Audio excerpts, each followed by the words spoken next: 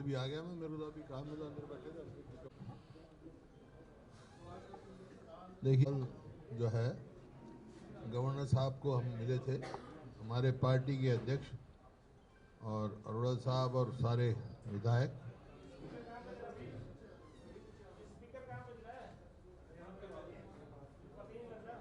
हैं? आ रही है? गेट खोल दो, अच्छी तरह आ जाएगी, गूंजेगी नहीं आवाज। गेट खोल दो, ये आवाज हैं? आएगी, पीछे नहीं। कल जो है हम सभी, हमारी पार्टी के अध्यक्ष उदयभान जी, मैं, विधायक साथी अरोड़ा साहब और हमारे और वरिष्ठ जो कांग्रेसजन राज्यपाल जी को मिले थे। एक तो जो कानून व्यवस्था है उसके बारे में, क्योंकि आज ऐसा माहौल प्रदेश में बना हुआ है, हर आदमी अपने आप को असुरक्षित महसूस कर रहा है। जिस प्रकार से जो गैंगस्टर्स का एक वो बन गया है, यहाँ पर शेल्टर होम बन गया है हरियाणा, यहाँ तक कि चुने हुए नुमाइंदे भी सुरक्षित नहीं है, उनको भी जो है थ्रेट मिल रही हैं और रैंसम के कॉल्स आ रहे हैं। तो दूसरा जो भ्रष्टाचार है आज चरम सीमा पर चला गया। आप देख रहे हैं कि सरकार में एक के बाद एक घोटाला होता रहा। लेटेस्ट घोटाला फार्मेसी काउंसिल का, चाहे वो एचपीएससी का घोटाला हो, चाहे रजिस्ट्री का घोटाला हो कोरोना काल में, चाहे शराब का घोटाला हो, चाहे फार्मेसी का घोटाला हो, चाहे धान खरीद बेच का घोटाला हो। ये कितने घोटाले मैं बता सकता हूँ आपको, नौकरियों का घोटाला हो।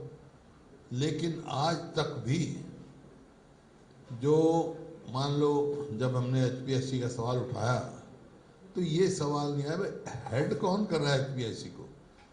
छोटी मछलियों को पकड़े जा रहे हैं और जिनके संरक्षण में हो रहा है वो उन चीज़ें एसआईटी बैठा देते हैं, एसआईटी की रिपोर्ट नहीं आती। अब फार्मेसी काउंसिल में मतलब कितना भारी स्कैंडल हुआ है, और फिर जो हेड हो उसके बचाव में सरकार आए, तो इसका मतलब क्या है? तो लोगों को इस सरकार से बिल्कुल विश्वास उठ गया है। तीसरा जो खेदड़ में हुआ, चाहे वो कर्मचारियों का आंदोलन हो, चाहे व्यापारी आंदोलन करें, चाहे किसान करें। अब खेदड़ गांव में वहाँ के पूरे गांव वाले कर रहे थे एक गौशाला, जो उनकी ऐश होती है राखी जो थी पावर प्लांट की, वो निरंतर कई सालों से उसका इस्तेमाल गौशाला के लिए, उसके आमदनी जो थी गौशाला में लगाई जा रही थी, गौशाला के लिए।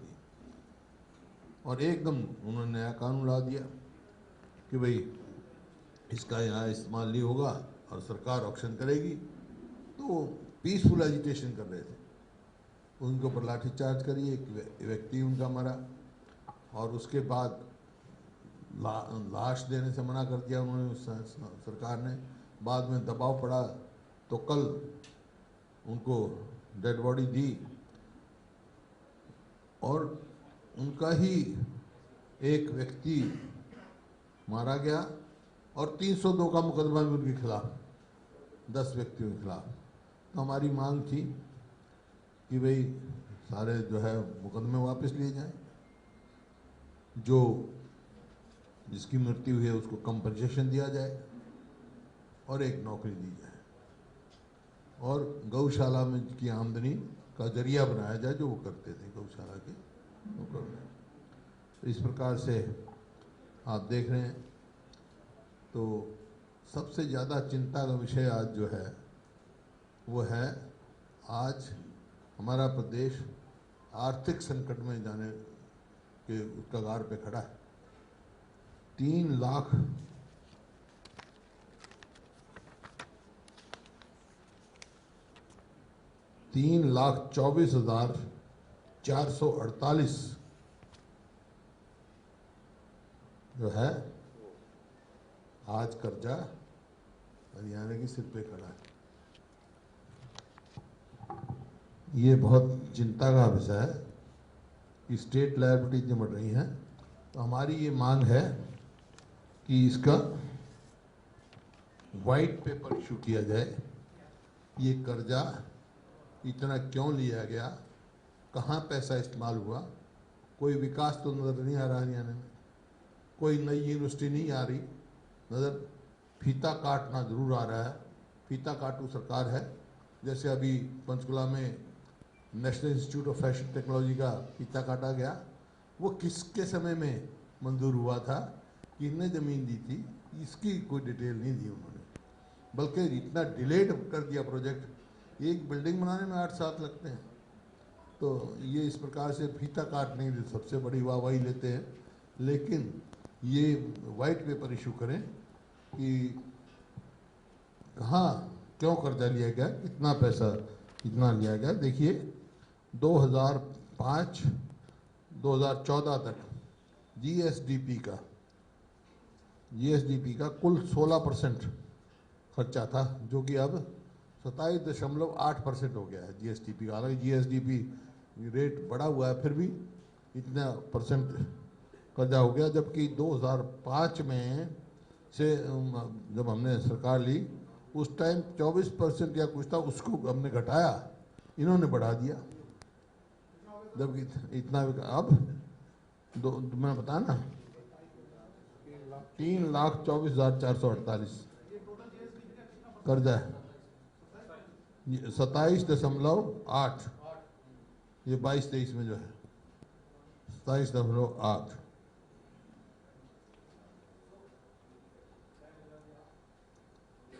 अब जो है 2014, 15 और 21-22 जो है स्टेट लायबिलिटी जो है 3.13 टाइम्स बढ़ गई है, 3.13। तो इस प्रकार से ये चिंता की बात है कि आज हम ऐसे संकट से गुजर रहे हैं। बाकी और मतलब एक भी फैसला किसान के हित में, या जैसे मैंने कहा अब हमारे समय में जो टावर लगते थे, हाई टेंशन टावर किसी किसान के खेत में, तो जहाँ से तार गुजरते थे उसका भी कंपनसेशन मिलता था। अब इन्होंने वो पॉलिसी बदल दी, वो जहाँ से तार गुजरे उसका कंपनसेशन नहीं मिलेगा, जितने में टावर बना है उतने में कंपनसेशन मिलेगा। वो कहाँ जाएंगे, उसकी ज़मीन तो है, उसके भाव तो आधा हो गया, ना मकान बन सकते हैं नज़दीक हाई टेंशन के, ना और काम कर सकते हैं, ज़मीन का भाव आधा हो जाता है। इस प्रकार से हर फैसला इनका ऐसा ही है, कहना कुछ करना कुछ। अब एमएसपी पैडी की अनाउंस की है सेंट्रल गवर्नमेंट ने, सारी स्टेटों की रिकमेंडेशंस गई हैं, सब ने अपना अपना मांगा है, बहुत कम दिया है। लेकिन हरियाणा सरकार जो सबसे ज़्यादा, पंजाब हरियाणा में सबसे ज़्यादा पैडी होती है, वो डिमांड ही नहीं किया कि हमारे एमएसपी में इनका इंक्रीज किया जाए। कोई इसकी तरफ से कोई मतलब ध्यान ही नहीं है इन लोगों का इसकी तरफ से। इसी प्रकार से मैं बयान पढ़ रहा था कि बीबीएमई में भाखड़ा मैनेजमेंट बोर्ड से या भाखड़ा से 1000 क्यूसिक पानी हमारे को कम मिल रहा है। क्यों मिल रहा भाई? हमने तो विधानसभा में उठाया था कि जब से ये बीबीएमबी बनी है उससे लेकर जब तक हमारी सरकार रही, जो वहाँ का इरिगेशन का मेंबर था वो हरियाणा का रहा, और इन्होंने उसका ध्यान नहीं दिया, बल्कि मेंबरशिप की क्वालिफिकेशन बदलने का काम कर दिया, कहीं बाहर का भी बन सकता है। ये प्रथा थी, इरिगेशन का मेंबर हरियाणा का और बिजली का पावर का मेंबर पंजाब का, और चेयरमैन जो होगा वो पार्टिसिपेटिंग स्टेट्स का नहीं होगा। लेकिन ये तीनों फ्लाउट की गई वहाँ पर, और उसका आज नतीजा देख रहे हो, हरियाणा को अपना हिस्सा भी पानी का नहीं मिल रहा है। इस प्रकार से एक जो, जैसे मैंने कहा, डबल स्पीकिंग, कहते कुछ है करते कुछ। क्या 2022 तक आमदनी दुगनी कर देंगे हम किसान की? आमदनी तो नहीं करी, लागत दुगनी कर दी। आमदनी तो बल्कि अब लागत बढ़ गई, आमदनी घट गई, किसान तो नुकसान में। खाद का भाव जो मैं आपको इन 2 साल का बता रहा हूँ, खाद का भाव आप हैरान होंगे। 2020 में जो 1150 था आपका डीएपी, वो 1350 है, और एमओपी जो 850 था म्यूरेट ऑफ पोटाश, वह 1700 है। और आपका जो सल्फर जो है 5 केजी जो 200 की थी, आज 270 की है। और खरपतवार नाशक जो मतलब पेस्टिसाइड्स हैं जो 400 के थे, आज 650 की है। तो हर हिसाब से लागत तो दुगनी से भी ज़्यादा हो गई और आमदनी घट गई। तो जो है डबल स्पीकिंग की आदत है, कहते कुछ है करते कुछ है। इसी प्रकार से कल बैकवर्ड क्लासेस के कमीशन का गठन किया, जैसे हमने मांग करते आ रहे थे। अरोड़ा साहब ने भी कुछ दिन बयान दिया था, हमने भी कहा। और शेड्यूल कास्ट कमीशन का तो अब तक भी नहीं किया, जो जब हमारे टाइम में कोई कमीशन का गठन नहीं किया। बैकवर्ड क्लासेस का कमीशन तो गठन कर दिया, लेकिन उसका रेफरेंस, टर्म ऑफ रेफरेंस में ये नहीं लिखा, जो कि सबसे पहली चीज़ है कि सेंसस जो है वो उस कास्ट सेंसस होनी चाहिए स्टेट में। जब आपको यही पता नहीं, कास्ट सेंसस नहीं है, कौन कितने हैं, कौन अति बैकवर्ड है, कौन एग्रीकल्चर होल्ड करते वो बैकवर्ड हैं, तो आप क्या उनको दोगे? तो कास्ट सेंसस के बगैर कोई भी कमीशन का गठन हो, बैकवर्ड क्लासेस से जो है उनको उनका न्याय नहीं मिलेगा। जैसे इन्होंने फैसला किया है कि 8 लाख क्रीमी लेयर से घटा के 6 लाख कर दी, तो एक चपरासी को भी रिजर्वेशन नहीं मिलेगी। तो ये टर्म ऑफ रेफरेंस में होनी चाहिए थी बातें, जो उनकी जी स्पेशली कास्ट सेंसस होनी चाहिए। मतलब अनएम्प्लॉयमेंट में नंबर 1 है ही हरियाणा, बहुत तेजी से बढ़ रहा है, लेकिन बुजुर्गों को भी माफ़ नहीं किया गया। जो ओल्ड सम्मान पेंशन थी, 4,76,000 लोगों की पेंशन काट दी गई, बल्कि जो बेसहारा बच्चे थे उनके भी 38,376 बच्चों की पेंशन काट दी गई। मतलब चाहे वो जवान हो, चाहे बुजुर्ग हो, चाहे बेसहारा हो, किसी के भी रिलीफ की बात इस सरकार में नहीं है। ये है मोटी मोटी बातें। और कोई आपके सवाल हो तो पूछ सकते हैं।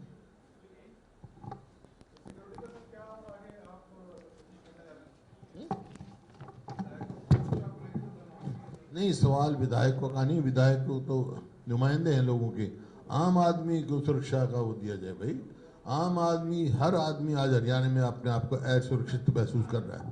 और यही कारण है कि अभी कुछ दिन पहले गुड़गांव के कुछ आदमी आए थे मेरे पास जो इन्वेस्ट करते थे।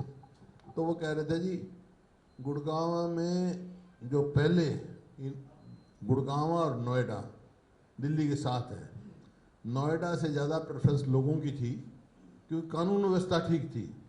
और इसी वास्ते ऐसा समय था कि जापान की कुल 70% देश में इन्वेस्टमेंट अकेले हरियाणा में थी, गुड़गांव में थी। अब जो है यहाँ से बेटर नोएडा है, कानून वहाँ इन्वेस्टमेंट जानी, कोई हमारे हरियाणा में इन्वेस्टमेंट ला के खुश नहीं है। ऐसी परिस्थिति है। कोई भी इन्वेस्टर आएगा, सबसे पहले लॉ एंड ऑर्डर सिचुएशन, अपनी सुरक्षा को समझेगा। तो प्रदेश जो है इसी वास्ते पिछड़ रहा है, कोई नई इन्वेस्टमेंट नहीं आ रही। ये कानून व्यवस्था भी उसमें एक मुख्य कारण है। तो सभी का दुरुस्त कानून व्यवस्था चुस्त दुरुस्त करके एक लोगों में विश्वास पैदा किया जाए। जो अविश्वास बन गया है, जो असुरक्षित अपने आप को महसूस कर रहे हैं। जा रहे हैं, कभी कुरुक्षेत्र में देखते हैं गोलियां चल के जा रही हैं, कभी कहीं, कोई दिन नहीं बाकी रहता, कोई दिन। फिरौतियां मांगी जा रही हैं, बलात्कार, मतलब आप नेशनल क्राइम रजिस्टर को देखो, उसमें भी किस तरह कितनी तेजी से हरियाणा में क्राइम बढ़ रहा है। दो ही चीज़ों में बढ़ रही, बेरोजगारी और क्राइम।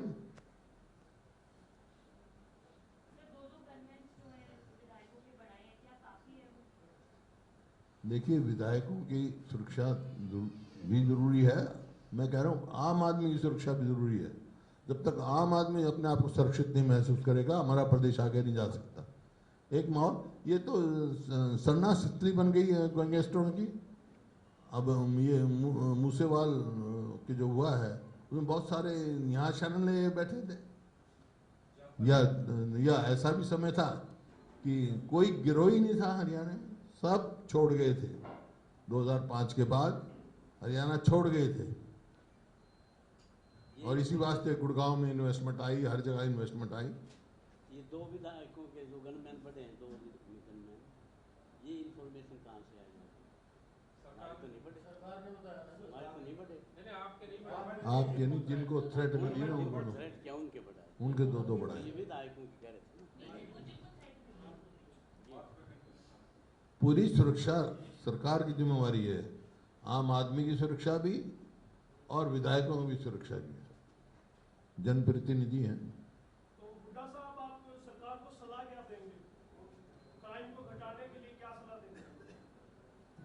जो जनहित के फैसले लो, एक लोगों में विश्वास पैदा कराओ। ये सुशासक लगाने से जनहित नहीं होते भाई। वहाँ डिप्टी कमिश्नर है, एसपी हैं, आपके कर्मचारी हैं, वहाँ सुशासक बिठा रहे हो आप। कौन है सुशासक भाई? क्या काम है उसका? कहाँ से तनख्वाह लेता है? किसकी क्या उसकी जिम्मेवारी है? एक अगर आईएएस अधिकारी है, एचएएस का अधिकारी है, आईपीएस अधिकारी, उसकी तो जिम्मेवारी है। वो सुशासक की जिम्मेवारी, जिससे जो कहता मैं फैसले कराऊंगा। कौन है वो लोग? कहाँ से उनकी तनख्वाह आ रही है? इस बात का जवाब सरकार को देना चाहिए।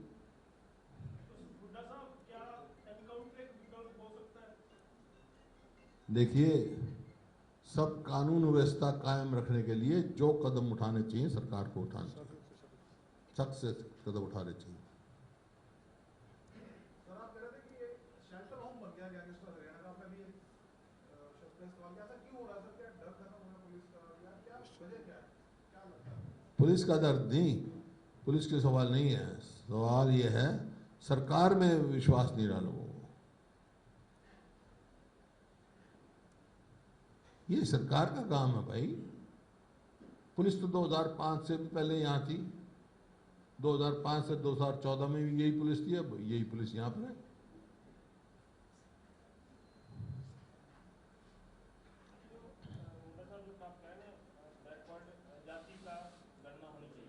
हाँ, जातिगत जनना है जी। नहीं, टर्म्स ऑफ रेफरेंस तो होनी चाहिए भाई। उसका बैकवर्ड कमीशन बनाते वक्त उसके साथ ये भी फैसला करना चाहिए था, हम जातिगत जनगणना करवाएंगे। हाँ हाँ, तो जनगणना करते हैं ना, सेंसस कराते हैं, जैसे बिहार में कर दिया, तो यहाँ भी कराएं। जब ही लाभ होगा इसका कमीशन बनाने का। टर्म ऑफ रेफरेंस में देख रहा था, इसमें क्रीमी लेयर का कोई जिक्र नहीं है, खाली ये भाई कितने लगे हुए हैं, क्या लगे हुए हैं। टर्म्स ऑफ रेफरेंस जो है ये आनी चाहिए थी भाई, आप करो, और जनगणना के लिए आदेश देते साथ के साथ, जब उसका इंक्लूड करते इसमें।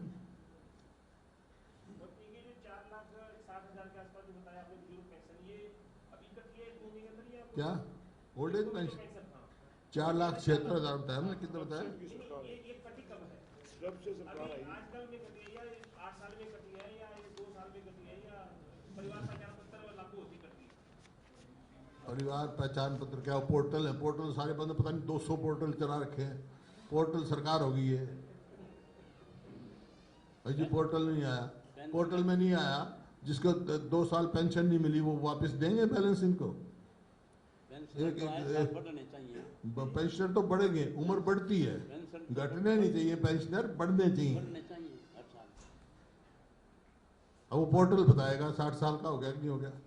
पोर्टल चलते नहीं इनके, पोर्टल सरकार, ये एक्सक्यूज है।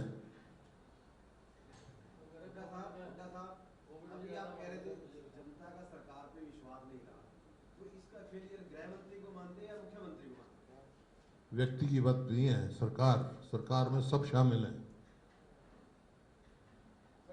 उस सरकार में थोड़ा बहुत तुम भी शामिल हो, जो पूरी खबर नहीं लगाते।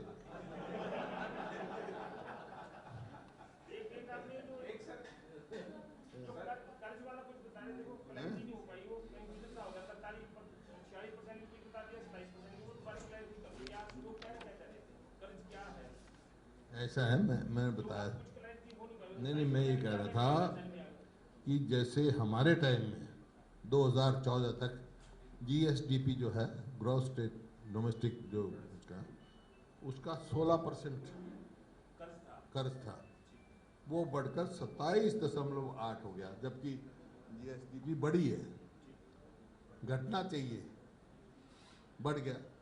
2005 में जितना था, 2005 से पहले जितना था, उससे 2014 में हमने घटाया, कम किया, इन्होंने बढ़ाया।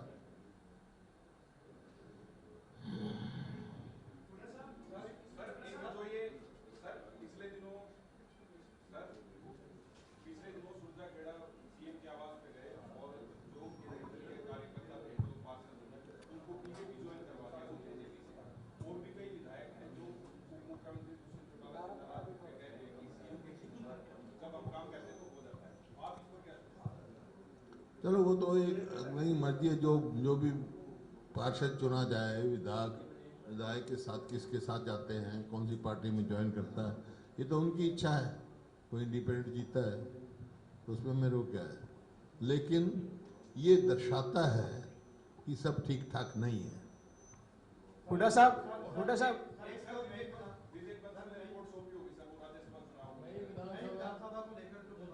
है जी?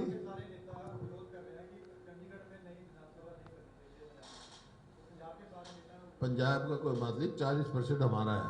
हमारी तो जो विधानसभा है वो हमारी है, राजधानी हमारी है, लेकिन मेरे को इस बात का ये है कि 10 एकड़ ज़मीन जो इनके बयान आ रहे हैं, हमारे स्पीकर साहब का भी आया है कि हम मुफ्त नहीं ले रहे, 500 करोड़ में ले रहे हैं।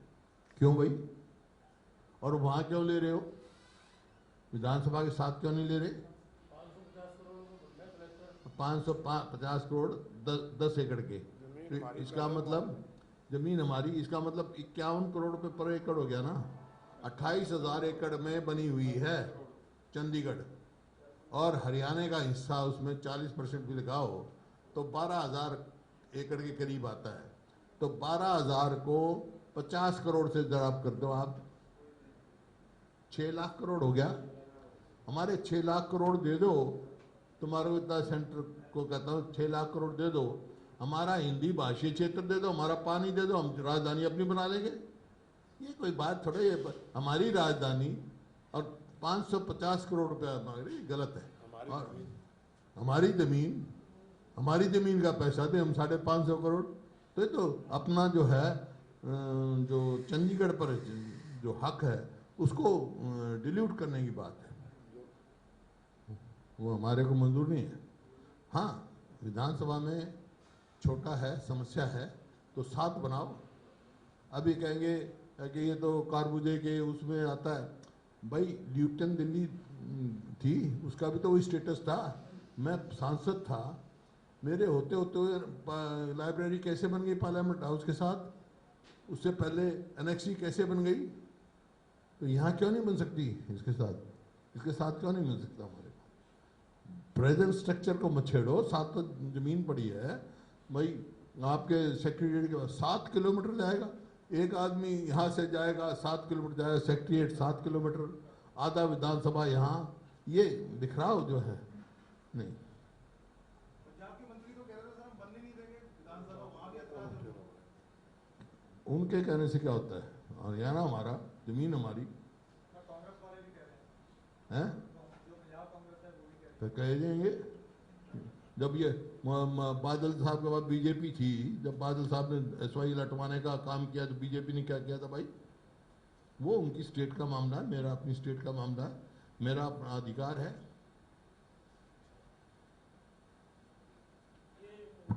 हुड्डा साहब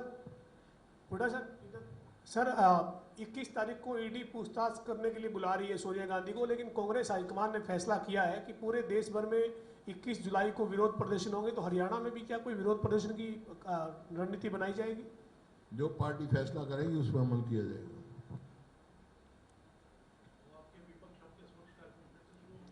हाँ, हमारा विपक्ष आपके समक्ष जो है अगला कार्यक्रम यमुनानगर में है 21 अगस्त को। अडानी के लिए हरियाणा सरकार ने अपनी पावर पॉलिसी बदल दी, उस पर आपको क्या कहना है? तो रीनिगोशिएशन हुआ है अडानी पावर के साथ में हरियाणा गवर्नमेंट। देखिए, अडानी से हमारा जो समझौता था वो लागू करना चाहिए।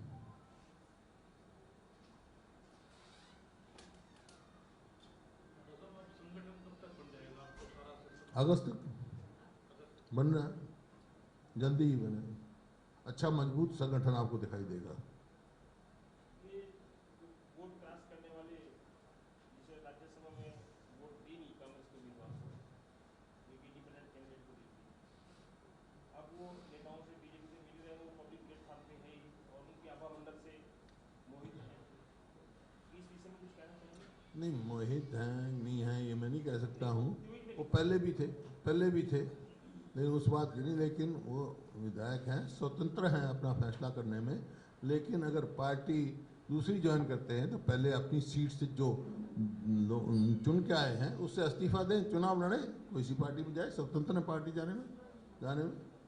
जो भी विधायक पार्टी के उसमें छोड़ना चाहता है, दूसरी पार्टी ज्वाइन करो, स्वतंत्र हैं। लेकिन जिस सिंबल पे जीत के गए हैं उसको सीट खाली कर दो, फिर से चुनाव लड़ लो। क्या ये एक करके जो कांग्रेस से ऐसे जीत एक कौन से? पहले वीरेंद्र सिंह चले गए, रामेंद्र जी चले वो तो गए, रणवीर चले गए, वो गए तो है ना। वो तो यार तू कब की बात कर रहा है, नहीं, वो एक कब की बात कर रहा है? जानना ही चाह रहा था। आते रहते हैं, कहीं आ गए, कहीं चले गए, कहीं आएंगे, कहीं चले जाएंगे। मतलब इससे कोई प्रभाव पड़ने वाला है कांग्रेस पे? पहले पड़ गया, पहले पड़ गया सत्ता में दुनिया है। सत्ता में दुनिया ही पार्टी कौन? जाने से जो बड़े कांग्रेस पार्टी केवल सत्ता प्राप्ति के लिए नहीं करती, जनसेवा के लिए करती है। तो जनसेवा करने का मौका और सत्ता से नहीं आई, लेकिन सत्ता से दूर भी नहीं थी 19 में। जोड़ तोड़ की सरकार बनी। अभी तो बात कह रहे थे आप, 4000 वोट हैं। हाँ 4000 वोट और आबादी सिंगल लार्जेस्ट हम थे, तो दूर भी नहीं थे। लोगों की वो है, लोगों ने हमारे को मुख्य विपक्षी दल भेजा है, हम उसका अपना करेंगे। हमारे को अगर सत्ता में बैठाएंगे सत्ता में बैठेंगे, विपक्ष में बैठाएंगे तो विपक्ष में बैठेंगे। प्रजातंत्र की यही खूबी है।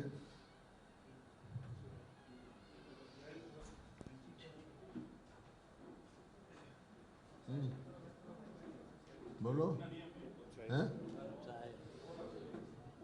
सभी हो गया? हाँ, आपके पास पहुंच गई उसकी रिपोर्ट? हाँ, आएगी तो पता लग जाएगा आपको। तो सभी साथियों से चाय जलपान करके जाना भाई। वर्किंग लंच बनवा रखा है आपके लिए, वर्किंग लंच।